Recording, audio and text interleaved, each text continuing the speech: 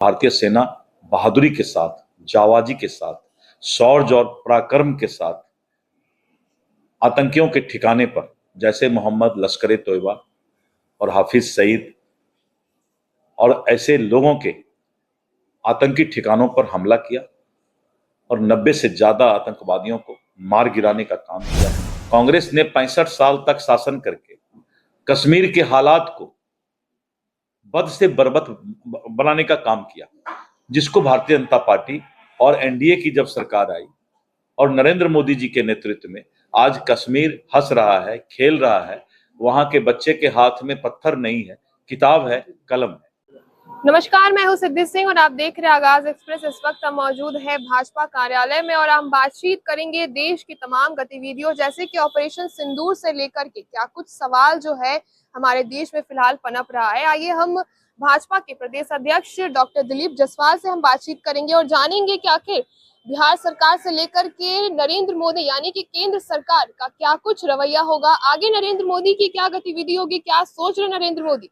जो एक surprise element, एक सरप्राइज पैकेज के तौर पे पाकिस्तान को मॉक ड्रिल का झांसा दे करके जो ऑपरेशन सिंदूर जो है अंजाम दिया गया है, इस पर क्या कुछ कहना होगा डॉक्टर दिलीप जायसवाल का। आइए इस वीडियो के माध्यम से हम सुनते हैं। सर, ऑपरेशन सिंदूर के बाद जो है पीएम मोदी किस तरीके की आगे की गतिविधि देखना चाह रहे हैं पाकिस्तान की तरफ, आखिर हमला कब बोला जा रहा है फिर से? देखिए, ऐसा है कि सबसे पहले भारतीय सेना, हिंदुस्तान की सेना को हम सलाम करते हैं, सैल्यूट देते हैं कि निर्दोष लोगों का जो निर्मम हत्या आतंकवादियों के द्वारा पहलगाम की धरती पर हुआ था।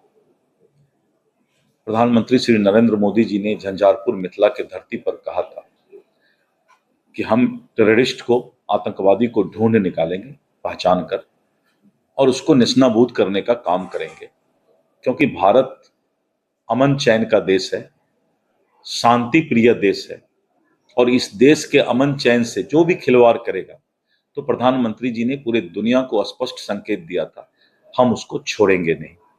और भारतीय सेना बहादुरी के साथ, जाबाजी के साथ, शौर्य और पराक्रम के साथ आतंकियों के ठिकाने पर जैसे मोहम्मद लश्कर ए तोयबा और हाफिज सईद और ऐसे लोगों के आतंकी ठिकानों पर हमला किया और 90 से ज्यादा आतंकवादियों को मार गिराने का काम किया है। मैं अपने सेना को और प्रधानमंत्री जी को धन्यवाद देता हूं।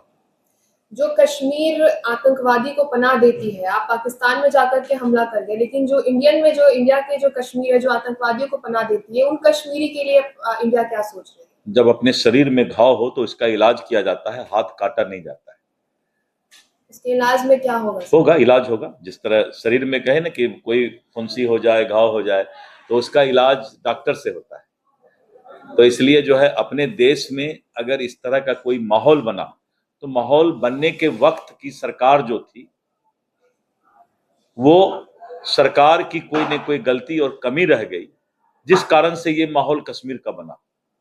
कांग्रेस ने 65 साल तक शासन करके कश्मीर के हालात को बद से बर्बद बनाने का काम किया, जिसको भारतीय जनता पार्टी और एनडीए की जब सरकार आई और नरेंद्र मोदी जी के नेतृत्व में आज कश्मीर हंस रहा है, खेल रहा है।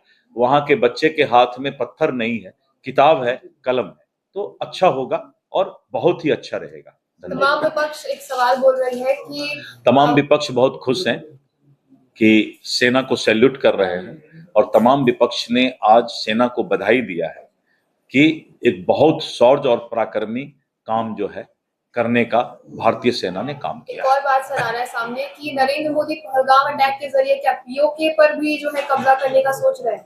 ये देश को बहुत ज्यादा दिमाग नहीं लगाना चाहिए, सिर्फ देश ये देखे कि सेना क्या काम कर रही है।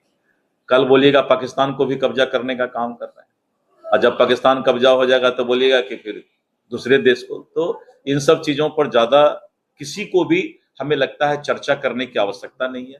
देश एक गंभीर दौर से गुजर रहा है, शाम में मॉक ड्रिल है, लोगों को प्रशिक्षण दिया जाएगा कि अगर किसी तरह का युद्ध छिड़ता है तो लोगों को कैसे इस देश में रहना है। तो इन सब चीजों पर चर्चा करना चाहिए। हिंदुस्तान में बहुत से ऐसे मुद्दे आए हैं जिसमें आतंकवादियों के द्वारा इस तरह की घटना अंजाम दिया गया, तो ऊपर वाले और भगवान जो हैं आज वैसे आतंकियों का सफाया और नेस्तनाबूद करने का काम किया है।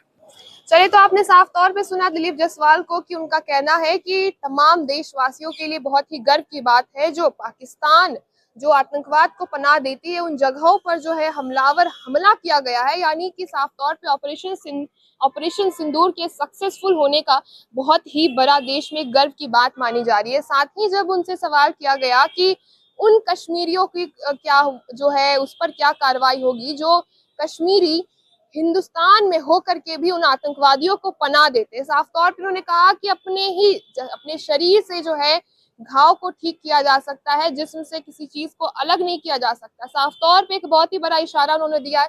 उन कश्मीरियों की भी जो है अब खैरियत नहीं होगी, उन पर भी काफी कार्रवाई की जाएगी। नरेंद्र मोदी सरकार उन कश्मीरी पर भी कार्रवाई करेंगे जो आतंकवाद को जो है अपने ही देश में पनाह देते हैं, एक आतंकवादी के तौर पे जो है उन्हें पनपने देते हैं। साथ ही उनका कहना है कि पीओके का मामला काफी संजीदा है। फिलहाल जो है पहलगाम अटैक के बारे में जो है एक बदले के रूप में, एक इंसाफ के रूप में देखा जा रहा है। पीओके का पूरा मामला फिलहाल बहुत ही संजीदा और बहुत ही ज्यादा जो है इस मामले पर बातचीत नहीं होनी चाहिए, क्योंकि पीओके जो मुद्दा है फिलहाल हमारे देश की प्रायोरिटी नहीं है, बल्कि पीओके से ज्यादा जो है मुद्दा फिलहाल जो है आतंकवादियों का सफाया है। और ऑपरेशन सिंदूर के तहत आतंकवादियों का सफाया बहुत ही बड़े पैमाने पर हो चुका है और ऐसे तमाम आतंकवादी फिलहाल अभी भी जो बचे हुए हैं वो उनकी भी सुरक्षा, कुछ ही दिनों की मेहमान वो बन करके रह गए हैं और कुछ ही दिनों में आतंकवादियों का सफाया हमारे देश यानी भारत देश से किया जाएगा, नरेंद्र मोदी की सरकार करेगी। तो ऐसे तमाम खबरों के लिए